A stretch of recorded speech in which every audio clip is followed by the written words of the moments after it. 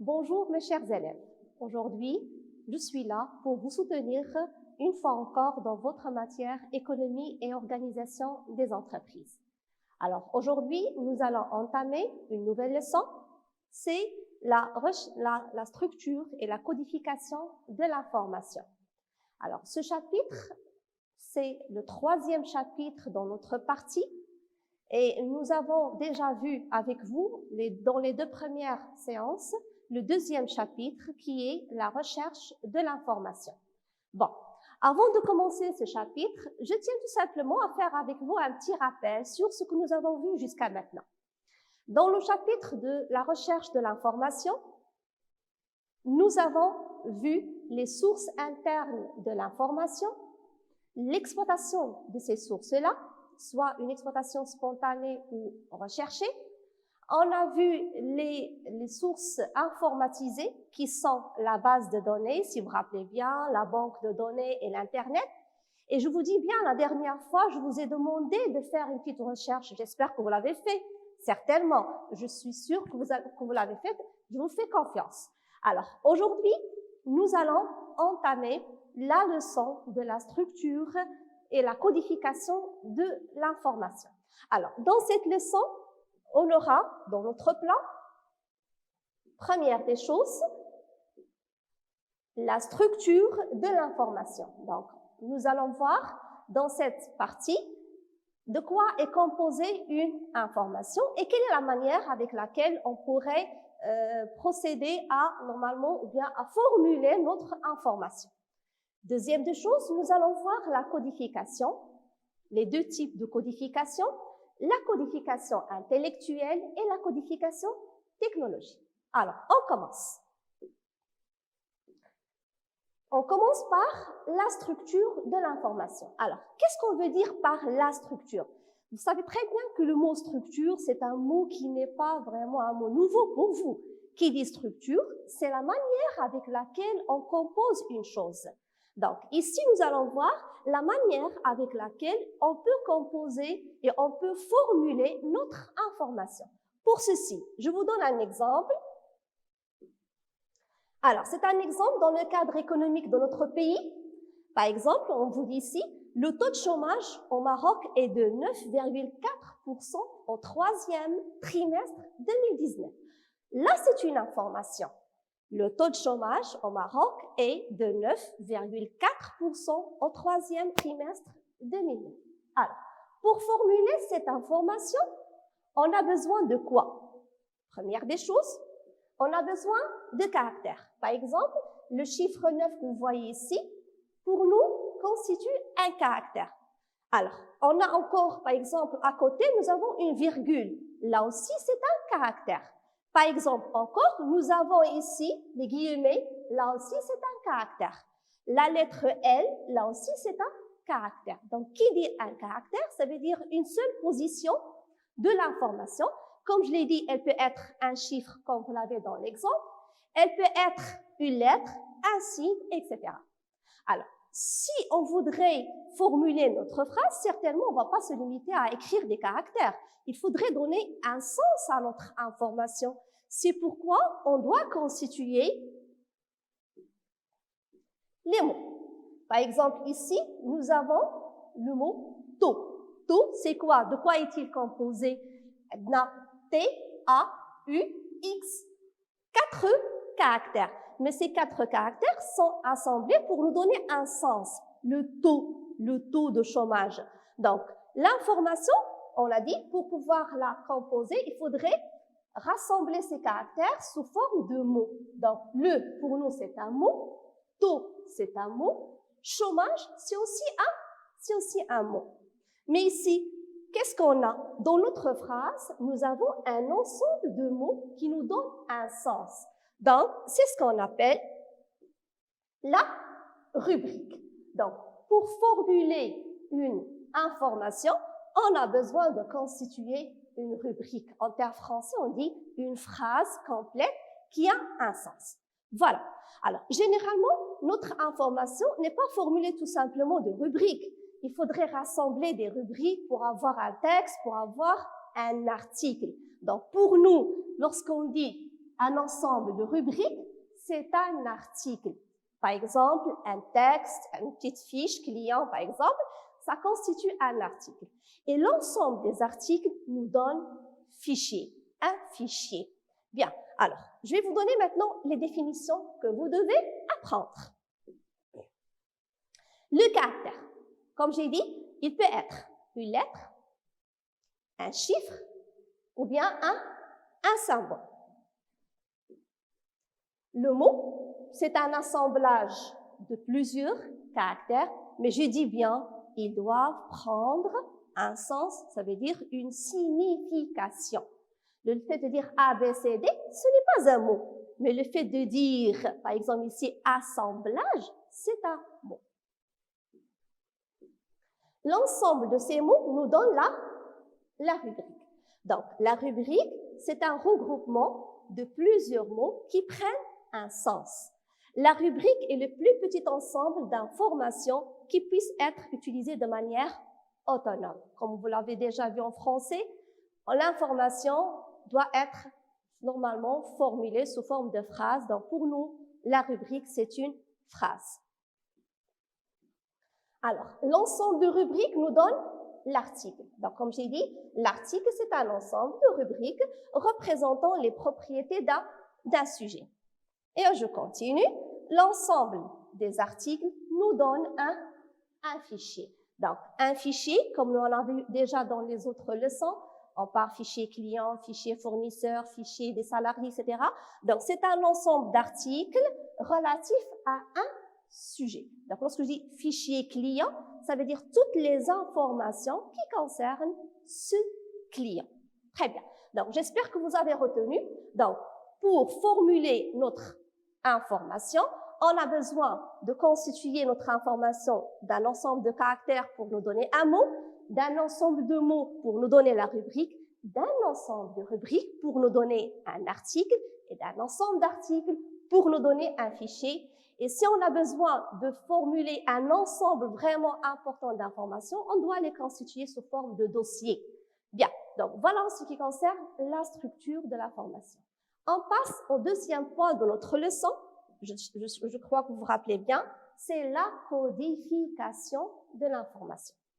Alors, dans l'entreprise, notre souci, c'est quoi? C'est gagner le temps. Et qui dit gagner le temps, c'est gagner de l'argent et faciliter le travail dans l'entreprise. Donc, pourquoi on codifie l'information et qu'est-ce qu'on veut dire par la codification? C'est ce que nous allons traiter. Donc, la codification, c'est quoi? Elle consiste à élaborer. Donc, c'est une opération qui nous permet d'élaborer un code représentant l'information. Donc, qui dit codification? C'est le fait qu'on prenne une information, on essaie de la coder, de l'abréger et normalement, de la synthétiser. Pourquoi? Quel est l'intérêt de cette codification? Identifier avec précision chaque donnée, ça veut dire chaque donnée, chaque information doit être vraiment très claire et précise pour éviter toute confusion lors du traitement ou bien lors de la prise de décision. Pour condenser l'information, comme j'ai dit tout à l'heure, il est très important pour l'entreprise de bien gérer et d'organiser son travail. Donc, il faudrait utiliser le maximum d'informations avec le minimum de place et le minimum de temps. Et certainement, cette condensation va nous permettre d'accélérer notre traitement et gagner notre temps dans la gestion de l'entreprise. Alors, c'est quoi le code? Vous avez ici un exemple de code.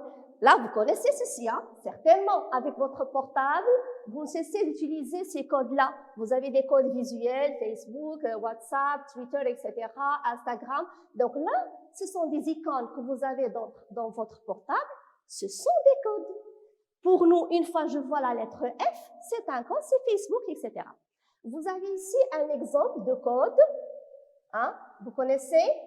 Ah, là, ce sont des codes concernant la signalisation routière. Et ce qui m'intéresse en plus, c'est celui-là. C'est ce qu'on appelle le code à barre. Lorsque vous achetez une marchandise, lorsqu'on achète un cahier, on achète des produits, on achète des vêtements, tous les produits qui sont commercialisés par l'entreprise prennent un code, ce qu'on appelle le code à barres. Et là, c'est une occasion pour vous maintenant de savoir quelle est la signification de ces barres que vous avez dans les produits que vous achetez quotidiennement. Alors, dans ces codes, et je dis bien, hein, là, tout ceci, nous allons le voir après. On va en avoir besoin dans la suite de notre leçon.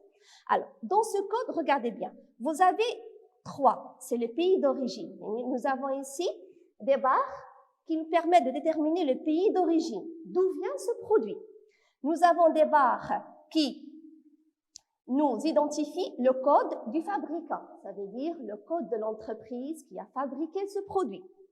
Et nous avons une troisième tranche, c'est le code du produit. C'est un ensemble de barres qui nous permettent de déterminer le code du produit. Et dernière chose qui est très importante, dans les codes importants, on utilise une clé de contrôle. Et nous allons voir tout à l'heure comment on peut calculer cette clé de contrôle. Donc, qu'est-ce qu'un code? Alors, on a dit, la codification fonctionnelle, c'est une opération intellectuelle qui correspond à une forme symbolique de la structure de l'information. Ainsi, un code est une représentation conventionnelle abrégée d'une information. Pourquoi on dit conventionnel? Parce qu'on ne doit pas utiliser n'importe quel code. Les codes sont des codes conventionnels. Ça veut dire, une fois moi je vois le code, je dois le comprendre automatiquement. Donc, on ne doit pas mettre n'importe quel code. Alors, les différents types de codes qu'on pourrait constituer. Alors, il y a ce qu'on appelle les codes élémentaires. Et qui dit élémentaire, ça veut dire donc, les codes élémentaires, je dis bien, ce sont des codes qui nous donnent une information élémentaire, ça veut dire qu'ils traitent une propriété seulement. Alors, il peut être séquentiel. Qu'est-ce qu'on veut dire par un code séquentiel? C'est un code, c'est tout simplement sous forme de numéros attribués en suivant. Par exemple, le matricule des salariés. Chaque salarié dans l'entreprise a un code. On vous dit quel est votre nom et quel est votre matricule. Donc, pour essayer de traiter et de gérer bien les ressources humaines dans l'entreprise, on donne à chaque salarié un matricule. Et ce matricule-là, il est constitué d'un numéro d'ordre.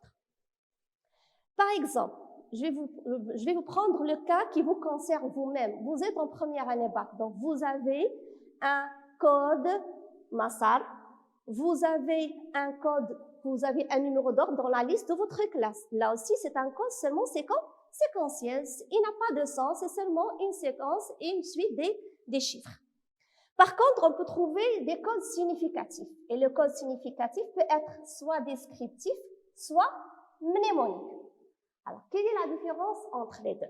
Descriptif, il peut être sous forme de lettres ou de chiffres représentant une caractéristique de l'objet. Ça veut dire qu'il nous décrit l'information. Un exemple, vous avez la taille. On vous dit quelle est votre taille. Vous dites 40, 36, 38. Donc, le fait de dire 40, le fait de dire 36, là aussi c'est un code.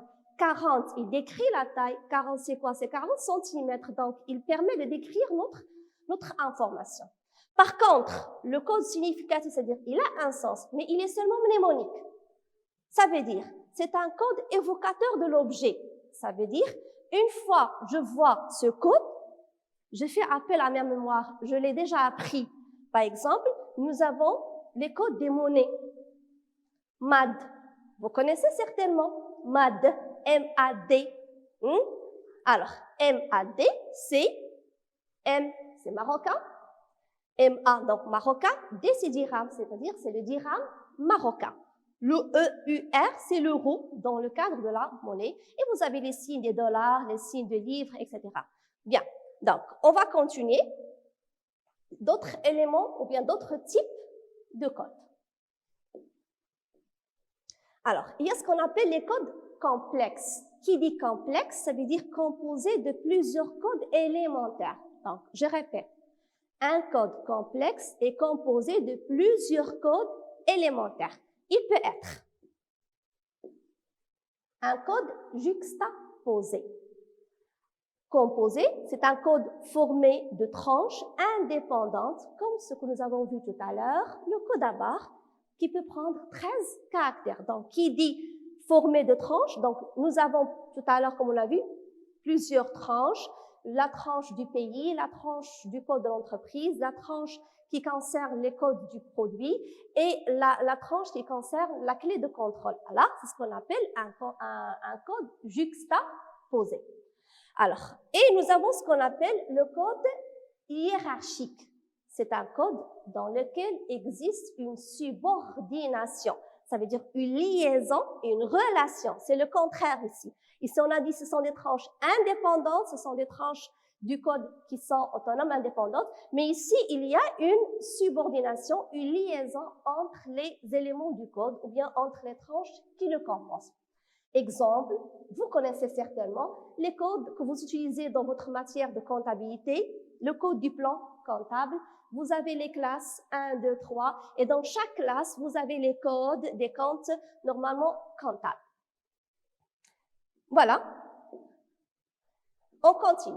Lorsqu'il s'agit des codes importants, et les codes importants, ce sont les codes qui vraiment doivent présenter une sécurité lors de leur traitement, il est nécessaire pour ces codes d'avoir une clé de contrôle. Donc, je dis, les codes importants est souvent, ou bien le code important est souvent assorti d'une clé de contrôle afin d'éviter les erreurs, surtout lors de la saisie.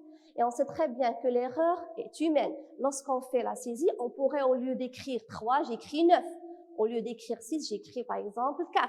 Donc, là, l'utilisation de la clé de contrôle nous permet d'éviter ce genre d'erreur. Exemple, lors des remboursements de la sécurité sociale, le dernier nombre est une clé de contrôle. Ça veut dire les entreprises, surtout si je parle des organismes sociaux, dont le traitement de leurs, normalement, adhérents, ils donnent à chaque adhérent un code, c'est-à-dire ce sont généralement les salariés, un code, et à la fin de ce code, on attribue ce qu'on appelle une clé de contrôle. Vous allez vous poser la question, madame, mais c'est quoi une clé de contrôle? Je dis bien une clé, ça veut dire un code aussi, c'est un autre code sécurisé qui nous permet de contrôler est-ce que notre code est juste ou erroné. Comment on calcule cette clé de contrôle? Alors, nous avons ici, comme vous voyez, un exemple de la méthode de arithmétique qu'on appelle modulo 10. Moi, dans votre leçon aujourd'hui, je vous ai donné seulement un exemple, mais il y a plusieurs exemples de calcul de clés de contrôle. Il y a modulo 10 que nous allons voir aujourd'hui, et il y a, je vous demande d'aller chercher ceci, faire des recherches sur Internet, il y a le modulo 97, modulo 97. Cherchez comment on le fait, et vous avez encore le modulo 23, d'accord? Donc, retenez bien. Allez chercher comment on calcule le modulo 97 et le modulo 23. Ici, on n'a pas le temps de faire toutes les méthodes de calcul. Alors aujourd'hui, moi, je vais me limiter au calcul du modulo 10.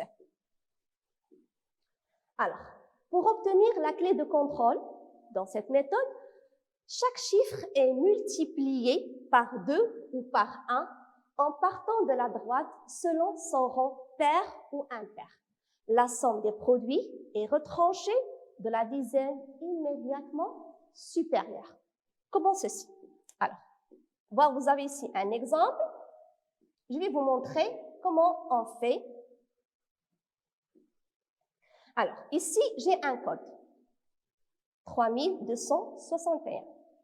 Je voudrais calculer la clé avec le modulo 10. Qu'est-ce que je vais faire? Je vais commencer par la droite.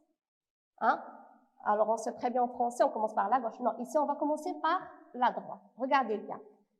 Nous avons 3, 2, 6, 1. Donc, 1, 6.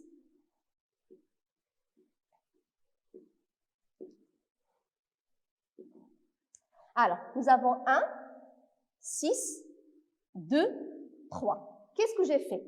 J'ai multiplié chaque élément de notre code par soit 1, soit 2. Donc, 1 fois 1 me donne 1, 2 fois 6 me donne 12, 1 fois 2 me donne 2, 2 fois 3 me donne 6. Je fais la somme, j'obtiens 21. Qu'est-ce qu'on a dit?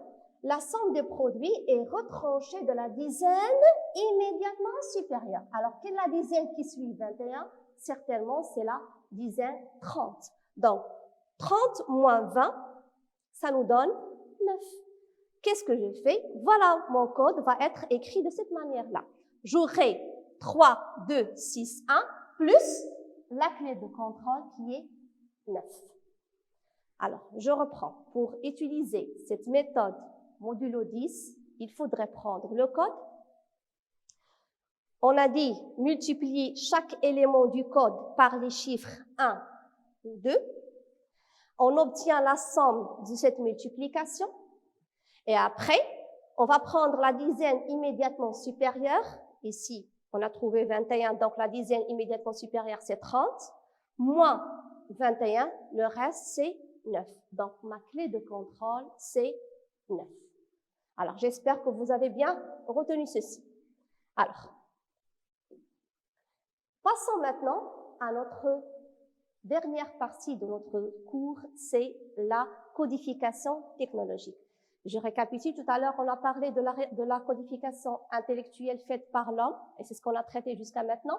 On a vu les différents types de codes. Maintenant, nous allons voir la codification technologique, appelée aussi codage, qui consiste à traduire les informations constituées de chiffres, de lettres et de signes en un langage directement assimilable par la machine. Ça veut dire qui fait cette codification, ce n'est pas l'homme, c'est la machine. Elle est faite à l'intérieur de la machine. Alors, à base de quoi on fait cette codification? À base du système binaire. Le système binaire, je crois que vous vous rappelez de ça, vous l'avez vu en collège, vous l'avez vu l'année dernière, tronc commun. Le système binaire est construit autour d'un système numérique à base dans lequel les nombres sont exprimés sous forme de combinaisons seulement 0 et 1. La machine connaît seulement les deux combinaisons. Là, vous connaissez, moi je fais seulement un petit rappel pour vous. 0 et 1. Ces chiffres peuvent représenter deux états, vrai ou faux, ouvert ou fermé.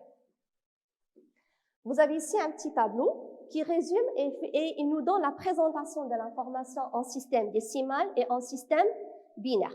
Le système décimal reconnaît tous les symboles de 0 à 9. C'est pourquoi on dit décimal, c'est-à-dire 10 positions. 0, 1, 2, 3, 4, 5 jusqu'à 9. Par contre, le système binaire connaît seulement deux positions, 0 et 1. Par exemple, ici, vous avez le chiffre 2.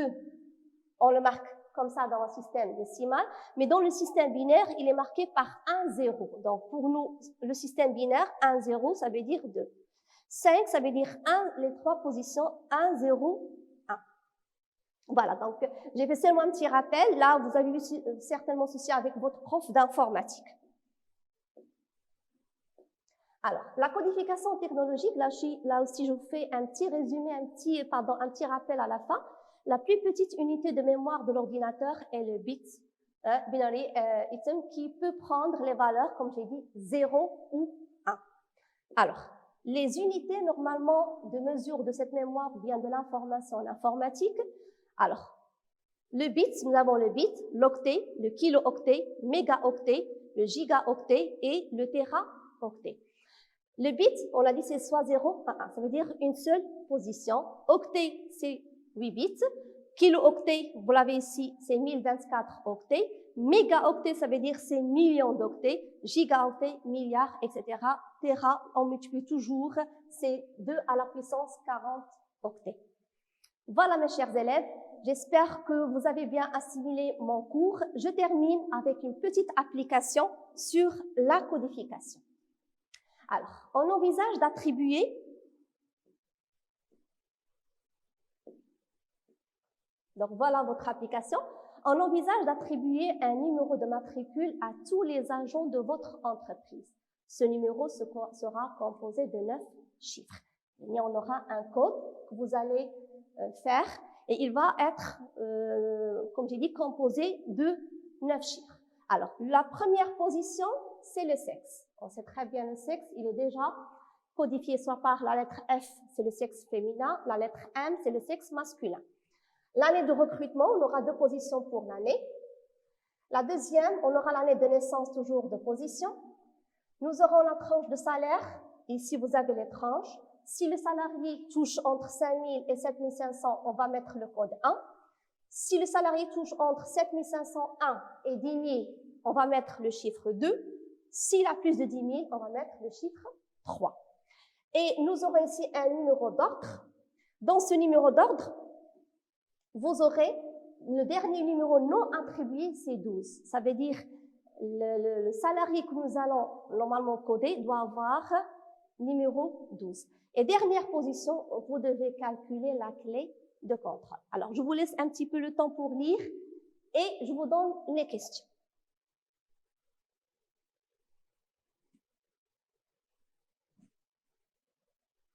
Voilà.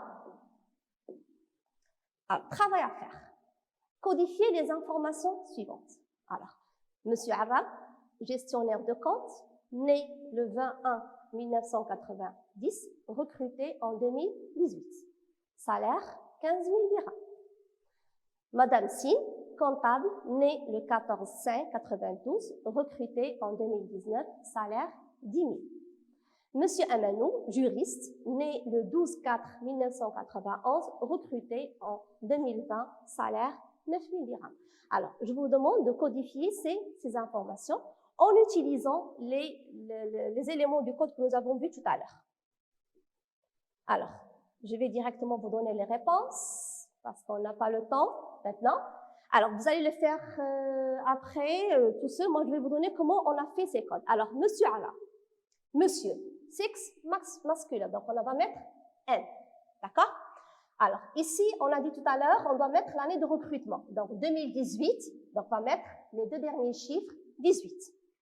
Nous avons 90, c'est l'année de naissance. 3, parce qu'il touche 15 000 dirhams, donc la tranche de salaire qu'on va lui donner, c'est le chiffre 3. Et nous avons le dernier, on a dit numéro non attribué, c'est 12, donc on va lui donner 12 parce que c'est, voilà, il est recruté en 2018, les autres en 2019 et l'autre en 2020. Et comme on l'a fait tout à l'heure, vous devez calculer la clé de contrôle. Si vous calculez, vous vérifiez, vous allez trouver le chiffre 7. La même chose pour Madame Sin.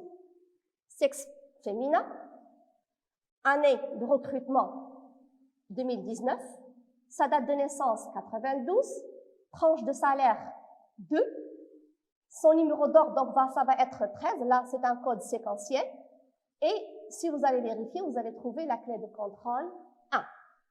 Monsieur Amanou, sexe masculin, la date de recrutement, nous avons 2020, sa date de naissance 91, la tranche de salaire, puisqu'il ne touche pas plus de 15 000, donc il aura, pardon, plus de 10 000, il aura la tranche 2. Et nous avons le numéro d'ordre, donc 12, 13, on va lui donner 14. Et si vous vérifiez, vous allez trouver la clé de contrôle 9. Voilà, merci mes chers élèves, j'espère que vous avez bien assimilé cette leçon. Rendez-vous pour le prochain cours qui est la collecte et la saisie de l'information. Et à bientôt.